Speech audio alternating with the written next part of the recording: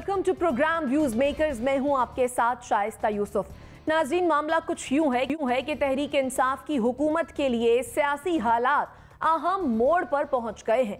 एक तरफ अपोजिशन जमातें वजीर आजम इमरान खान के खिलाफ तहरीकी अदम एतमाद लाने के लिए मुशावरत का आगाज कर चुकी हैं, जिस सिलसिले में मुस्लिम लीग नून के सदर शहबाज शरीफ की PDM के सरबरा मौलाना फजलुर रहमान से आज मुलाकात भी हुई है। दूसरी तरफ कौमी असम्बली में मिनी बजट पर बहस का बाकायदा आगाज हो गया है, जिसके दौरान हुकूमत के दो अहम इत्तेहादी जमातों की जानिब से भी तहफ़्फ़ुज़ात का इजहार किया गया है। मुत्तहिदा कौमी मूवमेंट और ग्रैंड डेमोक्रेटिक अलायंस से ताल्लुक रखने वाले अरकान ने शिकायत की है कि मिनी बजट पेश करने से पहले उनसे मुशावरत नहीं की गई और बजट में रोजमर्रा की अशिया पर टैक्स लगाने से आम आदमी की मुआशी मुश्किलात में इजाफा होगा।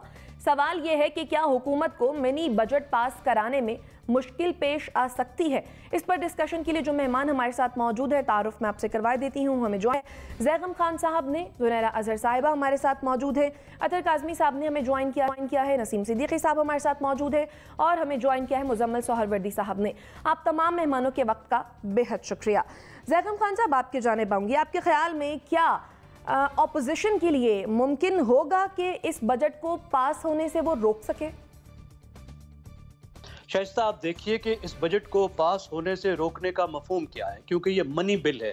मनी बिल का मतलब है कि ये एक बजट है। जिस तरह सालाना बजट की दस्तावेज होती है, तो ये बजट का कानून है और बजट के कानून को अगर हुकूमत पास नहीं करा सकती तो इसका मतलब है वो हुकूमत गिर जाती है। इसका मतलब है वज़ीर आज़म को एतमाद का वोट फिर से लेना होता है और यही समझा जाता है कि वो हुकूमत जो है वो ऐवान का एतमाद खो चुकी है और इसका मतलब तकरीबन हुकूमत का गिरना होता है। तो ये एक बहुत इंतहाई बात है।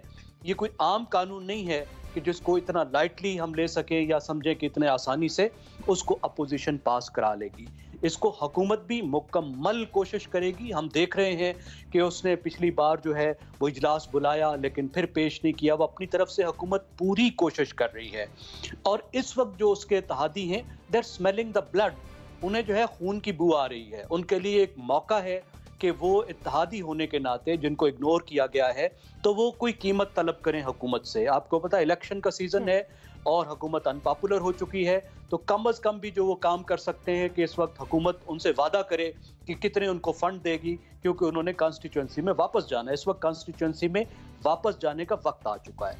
दूसरी बात क्या है कि आप ये देखिए कि इस बिल की अहमियत क्या है। इस वक्त इस बिल का पास होना इस हुकूमत के लिए, मईशत के लिए बहुत ही अहम है, क्रूशल है। हुकूमत जिस मईशत को जिस दौराहे पर इस हुकूमत ने लाकर खड़ा कर दिया है, उस वक्त पाकिस्तान के पास इसके अलावा कोई चारा ही नहीं है कि जो कुछ IMF उससे कह रहा है पाकिस्तान उस पर मनोअन अमल करे। तो ये हुकूमत को भी मालूम है, ये अपोजिशन को भी मालूम है, ये उन मुक़्तदर हलकों को भी मालूम है जो हुकूमत की हिमायत करते रहे हैं। तो एक तो बात ये है कि आगे पीछे हुकूमत को हिमायत मिले या ना मिले, इस बार मुक़्तदर हलकों को हुकूमत की मदद करनी होगी, क्योंकि मसला हुकूमत का नहीं है, मसला पाकिस्तान की मईशत का है। और अपोजिशन भी अगरचे इस मौके पर शोर मचाएगी, सब कुछ करेगी, लेकिन वो ये नहीं चाहेगी अमली तौर पर इस बिल को नाकाम बनाए, क्योंकि अगर ये बिल भी नाकाम होता है और उसके बाद हुकूमत भी गिरती है तो ये बहुत डिफिकल्ट सिचुएशन होगी, क्योंकि जो हुकूमत आएगा उसको भी ये बिल पास करना होगा और इस दरमियान में जो माशी इंतशार फैलेगा उसको संभालना मुश्किल होगा। तो मैं ये समझता हूँ कि हुकूमत के लिए मुश्किल ज़रूर है, लेकिन ये बिल पास हो जाएगा। ठीक जुनैरा, हम देखते हैं कि इस तरह के जब भी मामलात पेश आते हैं तो सियासत होती है, बयानबाजी होती है, लेकिन हम ये भी देखते हैं कि इस तरह के बजट पास भी हो जाते हैं। क्या इस मर्तबा भी ऐसा ही होगा?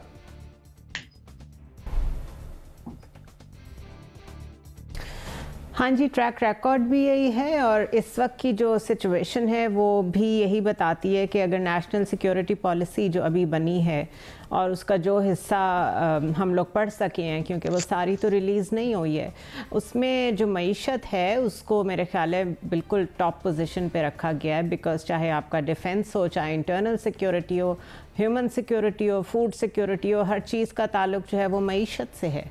और IMF से जिन चीज़ों पे ये लोग जब गए थे वाशिंगटन और वहाँ पे स्टाफ लेवल जो काफ़ी लंबी नेगोशिएशंस हुई, उन चीज़ों पे एग्री करके यहाँ आए हैं, तो there is no turning back from it. इनको ये हर हाल में पास करवाना है और ये हाउस को भी पता है कि ये पास होगा तो ही बात आगे चलेगी। अगर ये पास नहीं होता तो वो एक ऐसा बॉटल नेक बनेगा जिसका हल किसी के पास भी नहीं है। नोबडी वांट्स कि इस तरह की हॉस्टेज सिचुएशन क्रिएट हो जाए जिसमें अगर कोई आ भी जाता है, कोई नया वज़ीर आज़म आ जाता है या नए इलेक्शन कॉल हो जाते हैं, but where do you go from here? जो अभी आपको पैसे मिलने हैं, जिससे आगे मामले चलने हैं, वो तो आने वालों को भी यही कुछ करना पड़ेगा जो कि ये साइन कर आए हैं। सो इसमें जितने ब्राउनी पॉइंट्स जो स्कोर कर सकता है वो डिबेट में वो कर रहा है। अपोजिशन अच्छी बात है, I am really happy, debate हो रही है, चीज़ों की बात हो रही है, बिकॉज वो जो एक कॉन्सेप्ट दिया था इस बिल के बारे में कि जी ये तो सिर्फ ऐसी आइटम्स पे टैक्सेस लग रहे हैं जिनका आम आदमी से ताल्लुक़ नहीं है, वो बिल्कुल गलत है। एग्रीकल्चरल मशीनरी के ऊपर, सोलर पैनल्स के ऊपर हम ऑल्टरनेट अगर एनर्जी पे जाना है, और इसके अलावा बहुत सारी ऐसी चीज़ें हैं जिनका डायरेक्ट इम्पैक्ट है सारे लोगों पर। दूसरा इसका एंगल ये है कि अगर आप समझते हैं सिर्फ इंडस्ट्रियलिस्ट के ऊपर बोझ पड़ेगा, तो जब इंडस्ट्रियलिस्ट पे बोझ पड़ता है तो वो क्या करता है? वो ले ऑफ करता है, वो लोगों को निकालता है और उनके कट्स लगाता है सैलरी में से। तो आप कैसे कह सकते हैं कि लोगों पे असर नहीं पड़ेगा? तो it is healthy, it's very good कि इस पे डिबेट हो रही है, लेकिन बिल पास कराने में कुछ फंड्स वगैरह की बातें मनवा के इत्तेहादी वगैरह सब हुकूमत का साथ देंगे और इवेंचुअली ये पास हो जाएगा। ठीक। नसीम सिद्दीकी साहब, आपके ख्याल में क्या पहले के मुकाबले में इस मरतबा हालात मुख्तलिफ नजर आ रहे हैं? क्योंकि अपोजिशन खासी मुतहरक है और अब दोनों जानिब से, एक जानिब से शहबाज शरीफ और दूसरी जानिब से साबिक सदर आसिफ अली जरदारी भी हैं। शाइस्ता, देखें, हाथी के दांत दिखाने के और खाने के और कल शौकत तरीन साहब और रज़ा बाकिर ने, हमाद अज़हर ने एक प्रेस कॉन्फ्रेंस की थी, ब्रीफिंग दी थी, तो उसमें शौकत तरीन ने कैटेगोरिकली बड़ा क्लियरली कहा था कि हमें ये सब कुछ करना ही है, हमें मानना ही पड़ेगा। जैसे मेरे से पहले स्पीकर्स ने बताया कि ये तो होना ही है, ये कोई और गवर्नमेंट भी आ जाए तो उसको भी करना पड़ेगा। आज सारा दिन मैं कौमी असम्बली में मौजूद रहूँ वहाँ पे, तो आप सीरियसनेस ये देखें कि हुकूमती बेंचेस पे चंद वुज़रा थे, कोई डिबेट ज़रूर हो रही है लेकिन कोई उसमें सीरियसनेस नहीं है। शहबाज शरीफ, ख्वाजा आसिफ, राना सनाउल्लाह, चंद एक लोग मुस्लिम लीग नून की तरफ से मौजूद थे, इसी तरह बिलावल भुट्टो जरदारी थे और चंद एक लोग थे। यानी कि शहबाज शरीफ को कहना पड़ गया कि हमारे जो भी अरकान असम्बली हैं वो असम्बली में आए, असम्बली में मौजूद हों। तो इससे आप अंदाज़ा लगा सकती हैं कि सबको अंदाज़ा है कि ये बिल बड़ी आसानी से पास हो जाएगा। जैसे जैगब ने इत्तेहादियों की बात की, इत्तेहादियों के पास इसी किस्म का मौका आता है जहाँ पे वो थोड़ा सा हुकूमत को ब्लैकमेल कर सकते हो या अपनी आवाज़ उठा सकते हो। अदरवाइज़ उनको भी पता है कि जिस दिन वोटिंग होगी उस दिन उन्होंने हुकूमत के हक़ में ही वोट देना है, क्योंकि वो उनके इत्तेहादी हैं। तो मेरा नहीं ख्याल कि किसी भी किस्म की प्रॉब्लम आएगी हुकूमत को नंबरिंग पूरी करने में। मुश्तरका इजलास बुला लेंगे, उसमें इसे पास करवा लेंगे, क्योंकि ये ज़रूरी है, इसके बगैर मईशत का पहिया आगे नहीं चल सकता। आपको IMF की बातें माननी ही पड़ेंगी, क्योंकि जब आप कर्ज ले रहे हैं तो आपके पास कोई चॉइस नहीं है, वो जिस तरह कहेंगे आपको करना पड़ेगा। और उन्हीं की प्लान शुदा चीज़ों के ऊपर तो हमारी वजारत ख़जाना ने जो है सारा ड्राफ्ट तैयार किया, मिनी बजट तैयार किया। तो मेरा नहीं ख्याल कि उनको किसी की किस्म की भी प्रॉब्लम होगी, और अपोजिशन के पास भी कोई ऐसी बात नहीं है जो वो उसमें से उनको नल इनवाइट कर सके। मुजम्मिल सहरवर्दी साहब, आपके ख्याल में क्या अपोजिशन इत्तेहादियों को साथ मिलाने की कोशिश कर सकती है? क्योंकि इस मिनी बजट से हम देख रहे हैं इत्तेहादी भी खुश नहीं है और दो जमातों ने तो खासी नाराजगी का इजहार भी कर दिया है। वैसे मैं हैरान हूँ कि हमारी कैसी गुलामाना जहनीत हो गई है कि हम कह रहे हैं कि हमारे पास तो इसके अलावा कोई हल नहीं है, हम तो ऐसे फंस गए हैं, हमें तो IMF की डिक्टेशन लेनी ही पड़ेगी, जो हमने हाथ काट दिए हैं उसके बाद हमारे पास सर उठाने की हिम्मत नहीं है। भाई, हम एक ज़िंदा कौम है, एटमी ताकत हैं, और हमारी गुफ्तगू देखें कि हमारी गुफ्तगू ये है कि इसके बाद भी जो आ गया उसको यही करना पड़ेगा। इसके बाद इस तरह तो इस मुल्क में 14 घंटे लोड शेडिंग हो रही थी और सब कह रहे थे इस लोड शेडिंग का कोई हल नहीं है, अगला भी कोई आ गया तो क्या कर लेगा, यहाँ तो कुछ हो ही नहीं सकता। लेकिन यहाँ 4 साल में 12,000 मेगावाट बिजली लग गई। मैं नहीं समझता कि हम कोई ऐसी कौम है कि हम इसमें से निकल मैं नसीम सिद्दीकी साहब उसका भी जवाब दे देता हूँ। तो हम कोई ऐसी कौम नहीं है कि हम इसमें से निकल ना सकें, या हमने सरेंडर ही करना सीखा है और कभी जीतना नहीं सीखा है। एक तो मैं इस सारे नैरेटिव को बाय नहीं करता, और मैं समझता हूँ आउट ऑफ बॉक्स सॉल्यूशंस की तरफ जाना चाहिए और कौम को साथ लेकर चलना चाहिए। हुकूमत का ये कोई बयानिया नहीं कि इसके अलावा कोई हल नहीं है। एक नया चार्टर ऑफ इकोनॉमी इस मुल्क की ज़रूरत है जिस पर सब मुत्तफिक हों। अगर यहाँ नेशनल एक्शन प्लान बन सकता है, अगर यहाँ मिलिट्री कोर्ट्स बन सकती हैं, अगर यहाँ दहशतगर्दी से लड़ने के लिए रिजॉल्व हो सकता है, तो यहाँ इकोनॉमी से लड़ने के लिए रिजॉल्व क्यों नहीं हो सकता। अफसोस की बात यह है कि हमारे पास इस वक्त एक ऐसी हुकूमत है जो ये रिजॉल्व करने के लिए तैयार नहीं है, जिसके अंदर ये पॉलिटिकल विल नहीं है कि वो अपने मुखालफिन के साथ बैठकर मुल्की मसाइल पर गुफ्तगू कर सके। वो भीख तो मांग सकती है, वो सरेंडर तो कर सकती है, लेकिन अपने हमवतनों के साथ बैठकर बात करने के लिए तैयार नहीं है। लिहाजा एक तो मैं ये कहना चाहता हूँ। दूसरी बात ये है कि ये एक जहर का प्याला है। अगर इमरान खान साहब को खुद भी आज़ादाना वोट देना हो तो वो इस मिनी बजट के हक में वोट नहीं देंगे, वो भी मजबूरी के हालत में हाथ कटे हुए, गर्दन फंसी हुई वोट डालेंगे। आप इत्तेहादियों की क्या बात करते हैं कि जी वो खून सूंघ रहे हैं? खून नहीं सूंघ रहे, वो अपने हलकों में अपने आवाम की हीट महसूस कर रहे हैं, अपने हलकों में जा रहे हैं। तो उन्हें समझ आ रही है कि इस मिनी बजट को वोट देने के बाद हलकों में जाना बहुत मुश्किल हो जाएगा। लेकिन मैं ये भी मानता हूँ कि सहूलतकारी के बगैर ये मिनी बजट पास नहीं हो सकता। अगर अरकान असम्बली को अपने ज़मीर की रोशनी में वोट डालने की इजाज़त दी गई तो कोई भी इसको वोट नहीं डालेगा। लेकिन अगर सहूलतकारी और रियासत का मामला और जो जहनी सोच बनाई जा रही है कि इसके अलावा कोई ऑप्शन ही नहीं है, ये आखिरी हल है, हमें सरेंडर करना ही होगा, तो फिर ठीक है। फिर जब ऐसे बयानिए बनाने की हुकूमतें कोशिश करती हैं तो फिर कौमों के साथ यही सलूक होता है। ठीक, नसीम सिद्दीकी साहब, आप गालिबन कमेंट करना चाह रहे हैं मुजम्मिल साहब को, लेकिन पहले मैं अतर काज़मी साहब का कमेंट ले लूं, फिर आपकी जानिब आ जाती हूं। अतर काज़मी साहब, हमने देखा कि शहबाज शरीफ और मौलाना फजलुर रहमान की एक बड़ी अहम मुलाकात भी हुई है इस्लामाबाद में, और पीडीएम का इजलास भी आने वाले दिनों में तय है। तो क्या हम ये समझें कि हुकूमत को टफ टाइम देने के लिए पीडीएम जो है वो मुतहर्रिक हो जाएगी और कोई तहरीक पीडीएम बन सकती है अब दोबारा से? देखें, ये तो बेहतरीन टाइम है, जिस तरह मुजम्मिल साहब ने एक्सप्लेन किया कि हम तो अपना मुल्क आईएमएफ के हवाले कर रहे हैं, कौमी असम्बली के अंदर भी इसी किस्म की तकारीर कर रहे हैं, शहबाज शरीफ साहब भी ये कह रहे हैं, बिलावल साहब भी ये कह रहे हैं। तो यही तो मौका है कि कौम को बचाया जाए, यही तो मौका है कि हम गुलामी में ना जाएं, यही तो मौका है कि लंदन से मोहम्मद बिन कासिम आए और इस कौम को आज़ाद करे, या सिंध से कोई टीपू सुल्तान निकले। इस वक्त प्रॉब्लम ये है कि बातें तो ये सब लोग कर रहे हैं कि इस वक्त हालात बड़े ख़राब हैं, ये है वो है। भाई यही तो मौका है हुकूमत गिराने का। आप क्यों नहीं तहरीक अदम एतमाद लेके आते?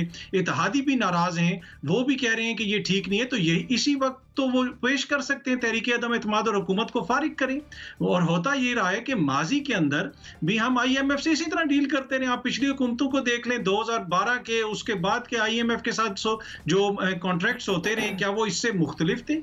तासुर ये दिया जा रहा है कि जैसे कोई पहली दफा हुकूमत पाकिस्तान आईएमएफ के पास जा रही है और अपनी किसी नाकामियों की वजह से जा रही है। जब ये हुकूमत आई थी तो सबसे बड़ा क्रिटिसिज्म क्या था कि ये जल्दी क्यों नहीं गए आईएमएफ के पास। बार बार जो है वो जो मौशी साइंसदान थे वो कहते थे कि हम तो इनको पहले ही कहते थे कि आप आईएमएफ के पास फौरन चले जाओ, और वाकई वो हुकूमत की गलती थी, उनको फौरन जाना चाहिए था। जहां तक पीडीएम का ताल्लुक है, ये तो मेरे ख्याल में पीडीएम के पास इससे बेहतर कोई चांस नहीं आएगा। जो उनके बकौल अगर वो कह रहे हैं कि हालात इतने बुरे हैं, स्ट्रीट के ऊपर लोग हुकूमत से नाराज हैं, ऐवान के अंदर हुकूमत से लोग नाराज हैं, अहम इदारों के अंदर लोग हुकूमत से नाराज हैं, तो भाई आप फिर किसका इंतजार कर रहे हैं? वो कौन सा मोहम्मद बिन कासिम है जिसकी फ्लाइट रुकी हुई है, किधर वो फंसा हुआ है, उसको बुलाएं और मुल्क को आजाद करवाएं। ठीक, जुनैरा, नसीम सिद्दीकी साहब को कमेंट ऐड करूं, फिर आपके जाने बाती हूं। नसीम सिद्दीकी साहब, आप कुछ कहना चाहते हैं? बिल्कुल, मेरा प्यारा भाई मुजम्मिल जो है उसके पास अल्फाजों का तो ज़ख़ीरा है, बड़ी खूबसूरत गुफ्तगू करते हैं, हकीकत से बिल्कुल नाआशना होते हैं। इनको नहीं पता, वो अतर ने आधी बात कर दी कि आईएमएफ के पास नून लीग भी जाती रही, पीपल्स पार्टी भी जाती रही, ये लोग भी मिनी बजट पेश करते रहे। आपके पास अगर कोई सोल्यूशन है, शहबाज शरीफ बड़े अच्छे आपके दोस्त हैं, बड़े अच्छे ताल्लुकात हैं, जाके उनको सोल्यूशन बताएं कि इस चुंगल में से निकलने का क्या रास्ता है। ये तो बड़ी अच्छी बात हो जाएगी कि अगर कोई सोल्यूशन दे दिया जाए, इसके अलावा अगर आपके पास मौजूद है। दूसरी तरफ आपने खुद कह दिया कि इमरान खान साहब भी बड़ी मजबूरी के साथ इसके ऊपर साइन करेंगे, तो आप समझते हैं कि इस वक्त दूसरा रास्ता कोई नहीं है, तभी मजबूरी में वहाँ पे जाया जाएगा। पहले की हुकूमतें भी ये करती रही हैं, आज की हुकूमत भी यही कर रही है। इसके अलावा और जो बिजली की आपने बात की, वो बिजली आज भी गले पड़ी हुई है, मौजूद ज़रूर है, लेकिन जो बिजली बन रही है और इस्तेमाल नहीं हो रही, उनके भी बिलियंस ऑफ डॉलर्स दिए जा रहे हैं। तो ये इस तरह के मुआहदे पिछली हुकूमतों में किए गए, तो पाकिस्तान आज इस नहज पे पहुँचा है। तो खुदा के वास्ते थोड़ा सा ख्याल कर लिया करें सबका। जी जुनैरा। अच्छा, एक तो वेबस्टर यूनिवर्सिटी ने उनकी जो डिक्शनरी है, उन्होंने भी कुछ अल्फाज पब्लिश किए हैं जिसको उन्होंने कहा कि ये अपनी एक जो मखसूस अहमियत थी इन वर्ड्स की, वो खो चुके हैं ये वर्ड्स। तो हम इन्हें डिसरिगार्ड कर रहे हैं। We won't use it any more because हर कोई इसे अपनी सेंस में यूज़ कर रहा होता है। इसका एसेंस ख़त्म हो गया है। उसमें से एक नैरेटिव भी है और एक रिजॉल्व भी है। तो मेरे ख्याल है उसको यूज़ करते हुए अब हमें भी, क्योंकि ज़ुबान उनकी है, अगर उन्होंने उसे इन क्वेश्चन कर दिया है तो फिर हमें भी थोड़ा सा ख्याल करना चाहिए। दूसरी चीज़ ये कि 30 इयर्स की मैरिज ऑफ कन्वीनियंस है पाकिस्तान की IMF के साथ, और सारे यही कुछ करते आए हैं। उनके साथ बैठ के आपने क्या चार्टर ऑफ इकोनॉमी करना है? बातें तो जितनी मर्जी करा लें, हमारे सियासतदानों से भी, हमारे इंटेलेक्चुअल्स से भी, हमारे जर्नलिस्ट से भी, लेकिन फैक्ट बेस्ड एनालिसिस में और एजेंडा ड्रिवन एनालिसिस में फ़र्क सबको नज़र आ जाता है। आज बैठ जाएं, ना बिठाएं इमरान खान को, चलें ग्रैंड डिबेट करा लेते, मीडिया करा लेते हैं, मॉडरेटर्स मौजूद हैं जिनके पार्टीज़ में लोग जानने वाले हैं, इकट्ठे बैठे सोल्यूशन दें और बताएं कौम को कि ये सोल्यूशन है और इमरान खान इस पे अमल नहीं कर रहे, इसलिए ये इस मुल्क के दुश्मन है, इसलिए उनका जाना ज़रूरी है। हम तो बहुत खुश होंगे अगर कोई सोल्यूशन आ जाए और इस मसले से हम निकल आएँ। दूसरी चीज़ ये कि exactly this is the time. Athar बिल्कुल ठीक कह रहे हैं, मत पास होने दें इसको। किसी का भी फ़ोन आए, अब तो कुछ चेंजेस भी आ गए ना, जो समझते थे कि कोई और चला रहा था इस गवर्नमेंट को, अब तो चेंजेस आ गए हैं। अब तो एक नई शख्सियत बैठी हुई है इदारे के ऊपर, हो सकता है वो भी ना चाहती हो कि ये चलें, तो जाएं। मीटिंग्स आप लोग पहले भी कर रहे थे, अब भी करें। This is the right time. Government को गिराएं, कोई अच्छी इकोनॉमी का पैकेज लेके आएँ ताकि हमें भी रिलीफ मिले। ठीक, मुजम्मिल साहब मुझे भी देखें, एक तो बड़ा कहा जाता है कि जी माजी में भी गए और 30 साल की मैरिज ऑफ इनकन्वीनियंस और कन्वीनियंस है। माजी में कभी हमने IMF का गवर्नर स्टेट बैंक लगाया है? ये खुद शौकत तरीन साहब कह रहे थे कि मैं आसिफ जरदारी के दौर में जब IMF गया तो बगैर शराइत के 40% अपफ्रंट पेमेंट ले आया। मेरे साथ, मुझे तो पता ही नहीं था कि IMF इस तरह की शराइत रख के और इस तरह हाथ पांव भी बांध देता है और उल्टा लटका देता है। शौकत तरीन साहब ने इस मीडिया के सामने कहा कि माजी में जब हम IMF के साथ डील करते थे तो वो डिफरेंट IMF था और जो इमरान खान के सामने कर रहे हैं वो डिफरेंट IMF है। तो इसका मतलब है कहीं कसूर तो इस हुकूमत का भी है ना। पिछलों को बहुत गालियां दें, मैं तो चाहता हूं उनको फांसी लगा दें। कम से कम इस हुकूमत की कारकर्दगी पर सवाल तो हो सके। जब भी आप इस हुकूमत की कारकर्दगी पर, इसकी किसी बात पर सवाल उठाने लगें तो हम माजी को रोना साथ शुरू कर देते हैं कि जी पिछले करके, पिछलों ने जो किया उसके नतीजे में इतनी तो खराबी नहीं थी जितनी इन्होंने कर दी। जब आप इस हुकूमत का दिफा करते हैं, साथ ये भी कहते हैं हाँ जाने में देर हो गई, और उस देर की कीमत इस कौम ने कितनी उठाई। बर वक्त फैसले ना करने का जो नुकसान है माशी महाज पर, वो ये कौम किस तरह अदा कर रही है उसका भी ऐसे दिफा किया जाता है। हाँ देर से गए, बर वक्त जाना चाहिए था, लेकिन फिर क्या करते भाई, बर वक्त जाते। जब आप देर से गए तो आपके लिए शराइत बदल गई। जब भी आप बैंक के पास लोनिंग के लिए डिफॉल्ट होकर जाएंगे तो और शराइत होंगी, स्मूथ जाएंगे तो और शराइत होंगी। इसलिए अब ये कहें जी कि अपोजिशन जो है वो हमें इसका हल बताए। भाई आप हुकूमत में किस लिए बैठे हैं? अगर अपोजिशन ने हल बताना है, अपोजिशन हल बताएगी जिस दिन वो हुकूमत में आ जाएगी, या आप जिस दिन अपोजिशन के साथ बैठेंगे। ये भी अजीब बात है कि जी अब इमरान खान नहीं बैठता तो बाकियों के साथ बैठ जाएं। भाई क्यों? गवर्नमेंट तो चीफ एग्जीक्यूटिव चला रहा है, वो बैठने को तैयार नहीं है तो बाकियों की हैसियत क्या है? वो जो भी बात करके जाएंगे इमरान अंडू कर देगा।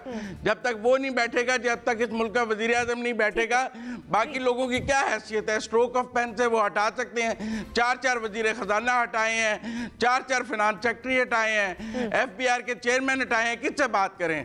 पता ही नहीं कल इमरान खान उसको हटा देगा, बात तो इमरान खान से होगी। इसलिए अजीब अजीब दिफा पेश करके इस हुकूमत का जो दिफा करने की कोशिश की जाती है वो अब आम आदमी नहीं मान रहा। वो ठीक है। अच्छा, ज़ैगम खान साहब का कमेंट ऐड करूं, फिर आपकी जानिब आती हूं। जी ज़ैगम खान साहब। देखिए, दोनों साइड से जो बात की जा रही है, दोनों के पास वजन मौजूद है। क्या पाकिस्तान के ये जो मामलात हैं, माशी मामलात, ये अभी पैदा हुए हैं, इन 3 साल में पैदा हुए हैं? बिल्कुल नहीं। पाकिस्तान के माशी मामलात स्ट्रक्चरल हैं और ये कम से कम 30-40 साल के अरसे में, वैसे तो इससे भी तवील है, लेकिन 30-40 साल की जो ट्रेजेक्ट्री है वो तो हम देख सकते हैं जिसमें ये मसले डेवलप हुए हैं। लेकिन क्या ये सारे इल्ज़ामात हम पिछली हुकूमत पे डाल सकते हैं? ये हमारा जो प्रोग्राम है ये तारीख का लेसन नहीं है। ज़िम्मेदारी जो है वो इस वक्त की हुकूमत की होती है। क्या हुकूमत ने जो पुराने और स्ट्रक्चरल प्रॉब्लम से उनको हल करने की इफ़ेक्टिव कोशिश की, मौसर कोशिश की, ऐसे रिफॉर्म्स किए जिनकी वजह से ये मसला आज भी हल हो जाए और कल दोबारा भी पैदा ना हो? तो बड़ी वाज़ेह तौर पर नज़र आता है कि हुकूमत इसमें नाकाम हुई है। आप सिर्फ टीमों को बदलने से देख लीजिए कि 4 जो है वो वजीर ख़जाना तब्दील हो गए तो 5 सेक्रेटरी तब्दील हो गए। इसका मतलब है कि एक मुकम्मल हुकूमत गैर तैयार और जिस तरीके से एक कोशिश कर रही है, दूसरी कोशिश कर रही है। हल कैसे करना है हुकूमत ने बताया था, PTI ने, इमरान खान ने बताया था कि उनके पास हल भी मौजूद है। 200 पाकिस्तानी एक्सपर्ट्स की टीम मौजूद है जो इंटरनेशनल लेवल के इकोनॉमिस्ट हैं। उन्हें यह भी पता था कि $9 बिलियन की मनी लॉन्ड्रिंग होती है। खाली अगर वही बंद हो जाए तो पाकिस्तान को IMF के पास जाने की जरूरत ही नहीं। $1-2 बिलियन का क्या मसला है? तो ये हुकूमत भी मुकम्मल तौर पर नाकाम हुई है। और अभी जो ये वाला डील है, इसमें जो सख्ती है, इसका कोई मवाजना पहले वाली डील से नहीं किया जा सकता। ठीक है, अच्छा क्विकली कमेंट कीजिएगा, मुझे पोल और ब्रेक की जाने बढ़ना फिर। जी, मैं सिर्फ इतना कहूंगा कि जो मुजम्मिल साहब ने कहा कि IMF का गवर्नर बैंक लगा दिया, स्टेट बैंक का गवर्नर लगा दिया। भाई रजा बाकर पाकिस्तानी नेशनल है, क्वालिफाइड बंदा है। यहाँ पे ये रहा है रवाज कि अपनी किसी फैक्ट्री का कोई मुंशी हो, कोई वकील हो, उसी को लगाया जाता है। तो क्वालिफाइड बंदा अगर बाहर से आया है, वो पाकिस्तानी है, तो उसको ये कहना कि वो IMF का नुमाइंदा है, मेरे ख्याल में ये सरासर ज्यादती होगी। ठीक है नाज़रीन, ये तो थी हमारे एनालिस्ट और सोशल मीडिया पर सार्फिन के सामने जब हमने यही सवाल रखा कि कौमी असम्बली में हुकूमती इत्तेहादी जमातों की भी मिनी बजट की मुखालफत, तो क्या हुकूमत को मिनी बजट पास कराने में मुश्किल पेश आ सकती है? 64% लोगों का ख्याल है कि जी हाँ, हुकूमत को मिनी बजट पास कराने में मुश्किल पेश आ सकती है, जबकि 36% लोगों का ख्याल ये है कि हुकूमत को ये बजट पास कराने में कोई मुश्किल पेश नहीं आएगी। छोटी सी ब्रेक लेते हैं, फिर वापस आते हैं। स्टे विद अस।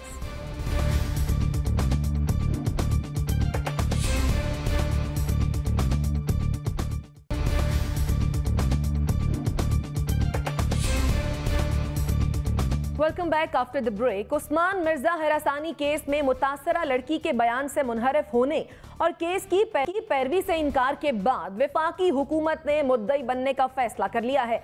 इस्लामाबाद की डिस्ट्रिक्ट एंड सेशन अदालत में मुतासरा लड़की ने अचानक अपना बयान तब्दील कर लिया था और सारा मलबा पुलिस पर डाल दिया था, जिसके बाद सोशल मीडिया पर बहुत रद्द अमल आया। वजीर आजम इमरान खान ने इस्लामाबाद हरासगी और मोटरवे ज्यादती केस की रिपोर्ट तलब की और वजारत कानून को हिदायत की कि रोजाना की बुनियाद पर फॉलो अप करके केसेस को मंतकी अंजाम तक पहुंचाया जाए। इसी सिलसिले में वजारत कानून में अहम इजलास भी हुआ। पार्लिमानी सेक्रेटरी बराए कानून व इंसाफ मलिका बुखारी ने कहा कि उस्मान मिर्जा का जुर्म किसी एक शख्स या खातून नहीं बल्कि रियासत और मुआशरे के खिलाफ जुर्म है। सवाल यह है कि क्या हुकूमत मुल्जिमान को सजा दिलवाने में कामयाब हो सकेगी? जुनैरा, इसके साथ ही एक सवाल ये भी है कि क्या हुकूमत का मुद्दई बनने का जो फैसला है दुरुस्त है?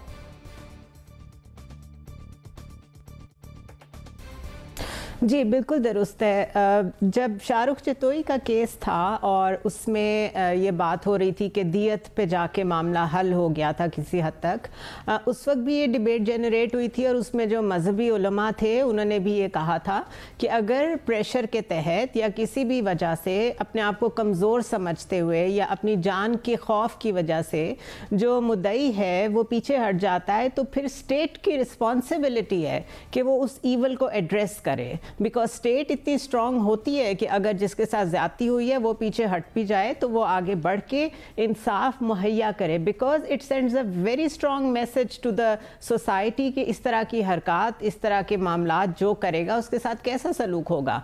बल्कि अगर गवर्नमेंट मदई नहीं बनती तो वो ज्यादती थी, और वो एक ऐसा मैसेज एक स्पैनर थ्रो करता है जिसमें हम कहते हैं माइट इज़ राइट, जो ज्यादती कर सकता है वो कर ले, यहाँ तो कोई पूछने वाला ही नहीं है। दूसरा मेरा ख्याल है कि अब क्योंकि गवर्नमेंट ने खुद इसमें इंटरेस्ट लिया है, which is a very good initiative. हम कल ही बात कर रहे थे कि जुडिशरी और जो हमारा मामला है इंसाफ का, वो इतना ख़राब है कि समझ नहीं आती कहाँ जाएं, किससे बात करें। मोटरवे केस में भी हमने विक्टिम ब्लेमिंग देखी, पता नहीं ख़वातीन को या जो भी विक्टिम होता है, वो लड़का भी हो सकता है, मर्द भी हो सकता है, उनको क्या क्या फेस करना पड़ता है।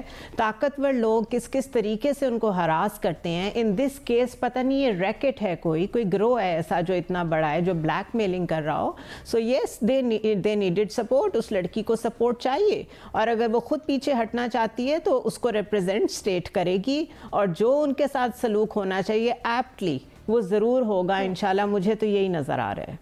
ठीक अतर, क्या आपके ख्याल में हमारा निज़ाम इतना कमज़ोर है कि ताकतवर बासानी पैसा देकर या फिर ताकत के जोर पर बच निकलता है?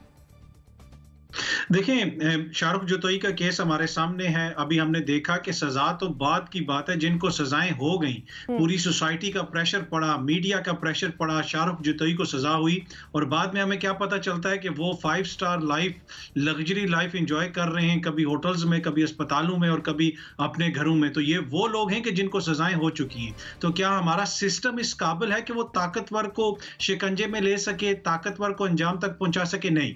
और उसकी मिसाल ही ये केस है, इसलिए कि वो जो उस लड़की के ऊपर अब बहुत सारे लोग तनकीद कर रहे हैं, उस लड़के पे तनकीद कर रहे हैं कि उन लोगों ने कोई डील कर ली, लेकिन क्या रियासत में इतनी सख्त है कि वो उनको तहफ़्फ़ुज़ फराहम कर सकेगी? क्या रियासत उनको प्रोटेक्ट कर सकती है? रियासत बातें तो बड़ी बड़ी करती है। अयान अली $5 लाख के साथ एयरपोर्ट के ऊपर पकड़ी गई थी, सबके सामने डॉलर्स थे। क्या हुआ उस केस का?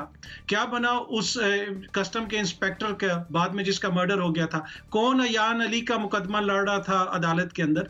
तो यहाँ पे जो सामने चीजें होती हैं सब कुछ नजर आता है, उन केसेस में भी लोग बरी हो जाते हैं। इसलिए कि यहाँ पे ये कहा जा रहा है कि वीडियो एविडेंस है, बिल्कुल चीजें सामने हैं। तो भाई अयान अली के तो ब्रीफकेस एयरपोर्ट के ऊपर पकड़ा गया था, किसने जाके उसको छुड़वाया था?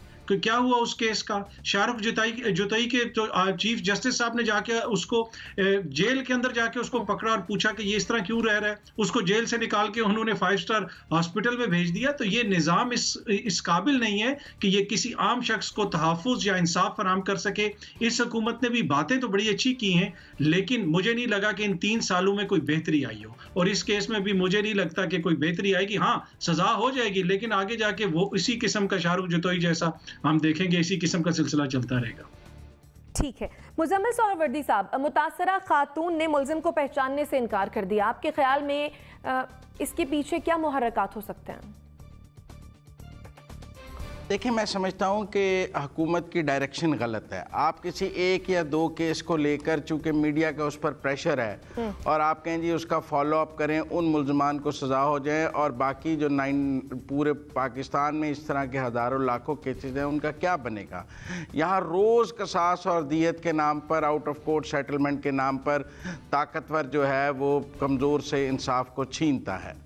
इस मुल्क में वाकई ये जो कसास और दियत का कानून है, इसको रीविज़िट करने की ज़रूरत है। जो आउट ऑफ कोर्ट सेटलमेंट्स की प्रोविजंस हैं वो ख़त्म करने की ज़रूरत है। एक दफ़ा एक केस जब अदालत में आ गया, जब FIR कट गई, तो उसे अपने मंतकी इंजाम तक पहुंचना चाहिए। It's a crime against state. और अगर उसमें मुद्दई बैठता है तो उसकी भी पेनलाइज होना चाहिए, ताकि मुद्दई को पता हो कि मैं विड्रॉ नहीं कर सकता। एक दफ़ा मैंने कानून का दरवाज़ा खटखटाया है, रियासत मेरी मदद को आई है, मेरी शिकायत पर FIR कटी है, तो उसके बाद मुझे भागने का रास्ता नहीं है। यहाँ विटनेस प्रोटेक्शन प्रोग्राम्स नहीं है। लोग अदालतों में गवाही देने जाते हैं तो वकला उनके सैकड़ों चक्कर लगवाते हैं। एक गवाही के लिए आप कितने दिन जा सकते हैं? यहाँ पर जो है जत्था प्रैक्टिस मौजूद है। लिहाजा अगर वज़ीर आज़म ने कुछ करना है तो ऐसी लीगल रिफॉर्म्स करें जिससे इंसाफ आसान हो सके, जिससे अदालतों को इंसाफ देने पर पाबंद किया जा सके। कानून बनाना, लीगल रिफॉर्म्स करना हुकूमत का काम है और अदालतें उस कानूनी हदूद में काम करती हैं जो पार्लियामेंट तय करती है। लिहाजा मेरी तो वज़ीर आज़म से दरख्वास्त है कि और कुछ हो ना हो, इंसाफ के लिए लीगल रिफॉर्म्स ही कर लें कि आम आदमी को इंसाफ मिल सके। ये कसास, ये आउट ऑफ कोर्ट सेटलमेंट, ये जो अमीर के और ताकतवर के बचने के रास्ते हैं, इनको ख़त्म किया जाए और इंसाफ यकसां किया जा सके। ठीक है ज़ैगम खान साहब, फरीकैन के दरमियान जो ये सुलह हो जाती है, इसके लिए किस किस्म की कानून साजी की ज़रूरत है आपके ख्याल में? शाइस्ता, पहले तो मैं थोड़ी सी करेक्शन कर दूं कि ये केस जो है ये शुरू से ही सरकार की मुद्दईयत में दर्ज हुआ था। इसके जो मुद्दई है शुरू ही से सरकार है, ये मुतासरा लोग इसके मुद्दई नहीं है। और ये केस जो है वक़ूए के 6 माह बाद दर्ज हुआ था, जब ये वीडियो वायरल हुई थी और पूरे हमारे माशरे में गुस्सा और एक आउटरेज क्रिएट हुई थी और एक तरह से इसने टेरर क्रिएट किया था कि पाकिस्तान कितना गैर महफूज माशरा है। तो ये एक टेस्ट केस था। इस केस की एक ख़ास अहमियत है क्योंकि इसने हम सबको खौफजदा किया था और ये एक टेस्ट केस के तौर पर पुलिस ने बहुत ज़बरदस्त इस पे काम किया कि पुलिस ने, जिनके पास सिर्फ ये एक वीडियो के अलावा कुछ नहीं था, उन्होंने मुतासरीन को भी ढूंढा, उन्होंने तमाम मुल्ज़िमान को भी ढूंढ कर गिरफ्तार किया और इसमें बहुत सारी पेशरफ्त की। एक बात तो आप ये देखिए कि ये वीडियो एविडेंस ऐसी एविडेंस नहीं है जो नाकाबिले कबूल ना हो, उसकी फोरेंसिक पुलिस करवा चुकी है। दूसरी बात है कि तमाम मुल्ज़िमान जो हैं वो मजिस्ट्रेट की अदालत में इकबाली जुर्म दे चुके हैं, वो पूरा तफसील से बता चुके हैं कि उनके साथ क्या क्या हुआ। अब मुतासरीन जो है किसी वजह से इस वक्त पीछे हटना चाह रहे हैं। हम देखते हैं कि इसकी वजह आमतौर पे खौफ भी होता है, लोगों को खौफजदा करके पीछे हटाया जाता है, इसके पीछे लालच भी होता है बदकिस्मती से। लेकिन इसके बावजूद जो है केस कमज़ोर ज़रूर हुआ है, ख़त्म नहीं हुआ।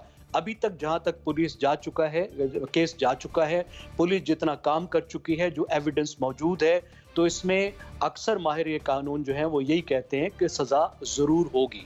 जितनी सज़ा पहले हो सकती थी शायद उतनी नहीं होगी, लेकिन फिर भी सज़ा होगी। अब आपका जो दूसरा सवाल है वो बहुत ही अहम है कि ऐसे केसेस कंपाउंडेबल क्यों होते हैं। देखिए, कानून की ज़बान में कंपाउंडेबल वो जुर्म होता है जिसमें फरीकैन सुलह करके उस केस को ख़त्म कर दें। अब एक मालियाती केस में तो बात बनती है, मेरा किसी से ज़मीन का तनाज़ा है, जायदाद का तनाज़ा है, मैं उसको माफ़ कर दूं या सुलह कर लूं।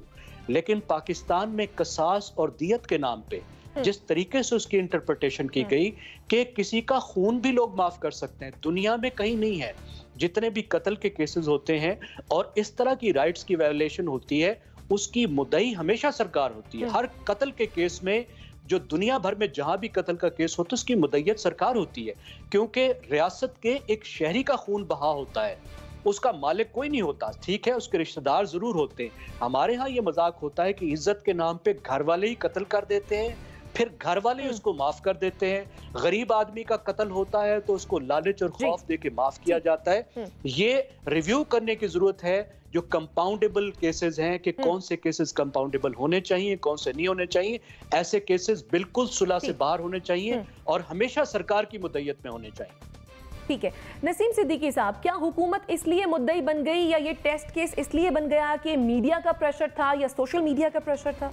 बिल्कुल आपने दुरुस्त फरमाया, क्योंकि इस तरह के जो भी मीडिया के ऊपर या सोशल मीडिया के ऊपर केसेस आते हैं वो हाई प्रोफाइल हो जाते हैं। हालांकि इस तरह के केस पूरे पाकिस्तान में रोज़ाना दर्जनों के हिसाब से होते हैं, लेकिन उनका कोई वाली वारिस नहीं होता। इस मुल्क में वही हिसाब है कि जिसकी लाठी उसकी भैंस।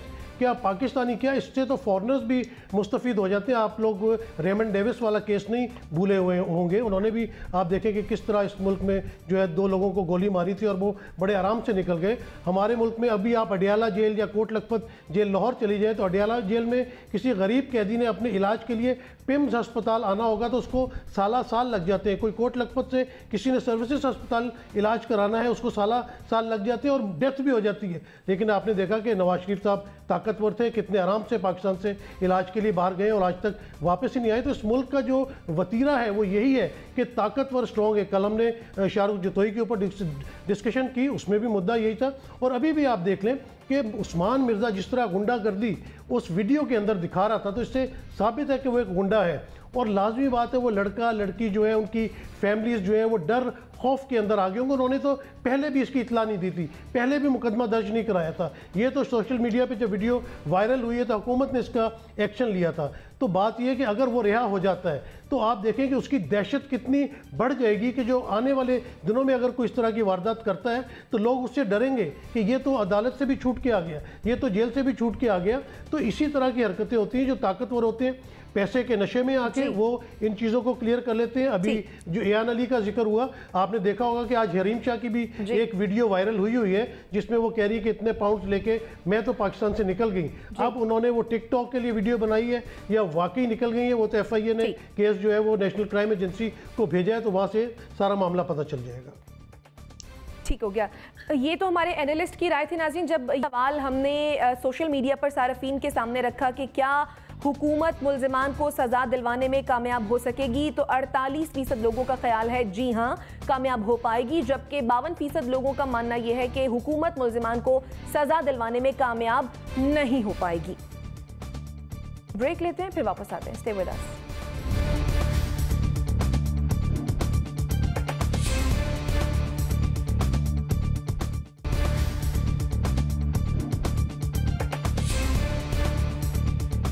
Welcome back after the break. साबिक वजीर आजम नवाज शरीफ की ताहयात नाअहली के खात्मे के लिए सुप्रीम कोर्ट में दरखास्त दायर की गई है। दरखास्त सुप्रीम कोर्ट बार एसोसिएशन के सदर एहसन भोन की जानिब से दायर की गई है।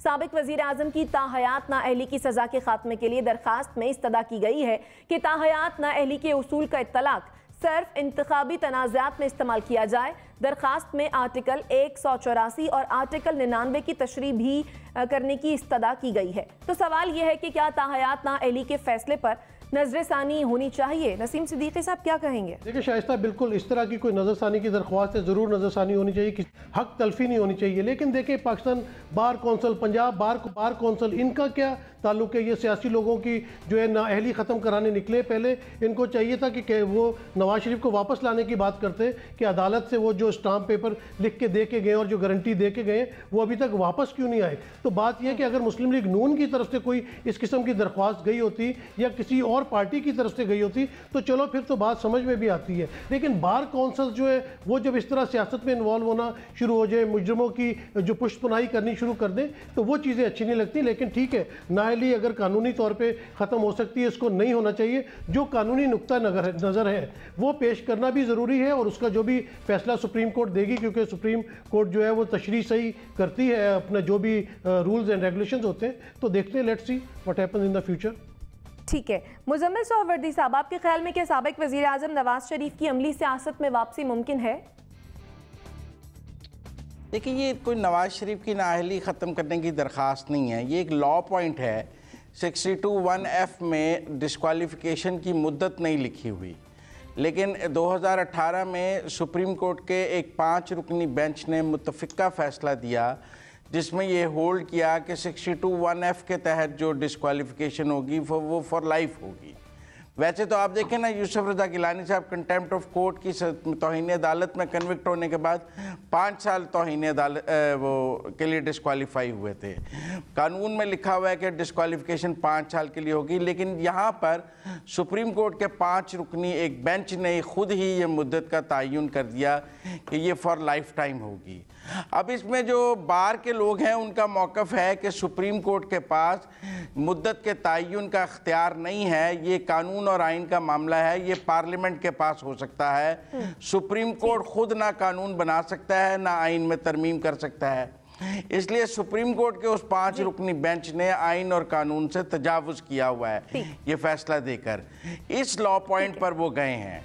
वैसे अगर ये कानूनी तौर पे वो फैसला सही है या गलत है, इस पर लार्जर बेंच बनेगा और तशरीह हो जाएगी। ये एक लॉ पॉइंट पर वो गए हैं, किसी जमात के लिए नहीं गए। कता कलामी की माफी चाहूंगी। मुजम्मिल साहब, ज़ैगम खान साहब, आप क्या कहेंगे? ताहयात नाअहली के फैसले पर नजरसानी होनी चाहिए?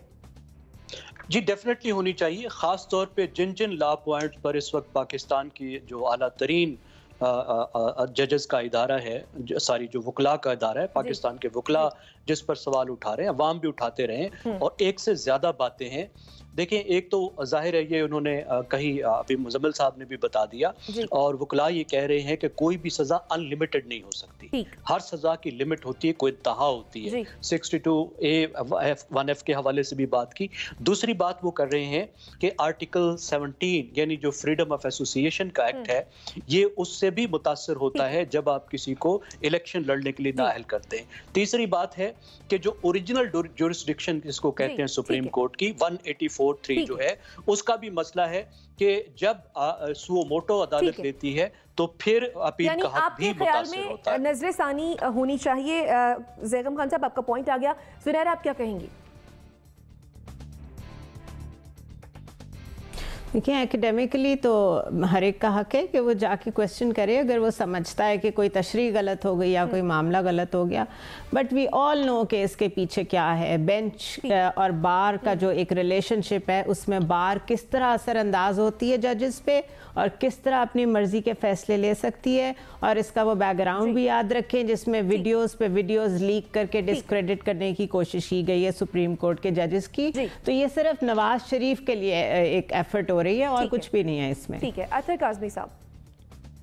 देखिए, अगर अदालत इसकी कोई तशरीह करती है, कानूनी पॉइंट पे बिल्कुल इसकी तशरीह होनी चाहिए, लेकिन अदालत ने जो पहले फैसला दिया था वो कुछ सोच समझ के दिया था। ये वो मुआशरा है कि यहाँ पे पार्लियामेंट के अंदर खड़े होकर एक शख्स कहता है कि ये हैं वो जराए, पर वो जराए किसी को नजर नहीं आते। यहाँ पे दावे किए जाते हैं लंदन तो क्या पाकिस्तान में भी मेरी कोई जायदाद नहीं है। तो यही वजह है कि इस कानून के तहत जिसको नायल किया जाता है, तो पाकिस्तान जैसे मुआशरे में फिर उसको मुस्तकिल जो है वो नायल कर दिया जाता है। नजरसानी होनी चाहिए, लेकिन इस कानून के तहत जो नायल होता है उसको मुस्तकिल नायल होना। आपका पॉइंट आ गया। सभी का मानना यह है कि ताहयात नाअहली के फैसले सानी होनी चाहिए। नाज़रीन, इसी के साथ मुझे और मेरे मेहमानों को दीजिए इजाजत। अल्लाह निगहबान।